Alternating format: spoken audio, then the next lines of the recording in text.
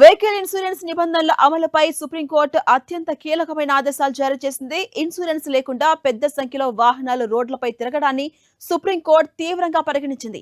వీటిని అరికట్టేలా చర్యలు తీసుకోవాలని కేంద్రాన్ని ఆదేశించింది న్యాయస్థానం. ముఖ్యంగా థర్డ్ పార్టీ ఇన్సూరెన్స్ లేని వాహనాలకు దేశంలోని పెట్రోల్ బంకుల్లో ఇంధనం పోయకుండా ఉండేలా తగిన చర్యలు తీసుకోవాలని కేంద్రాన్ని ఆదేశించింది.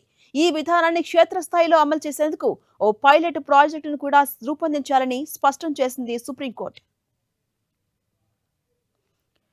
ఇక మోటార్ వాహనాల చట్టంలోని నిబంధనలను పాటించకపోవడాన్ని ప్రస్తావించిన జస్టిస్ సంజయ్ కరోల్, జస్టిస్ ప్రశాంత్ కుమార్ మిశ్రాలతో కూడిన ద్విసభ్య ధర్మాసనం దేశంలోని రహదారులపై తిరుగుతున్నటువంటి వాటిలో సగానికి పైగా వాహనాలకు బీమా లేకపోవడం ఆందోళన కలిగించే విషయంగా పేర్కొంది.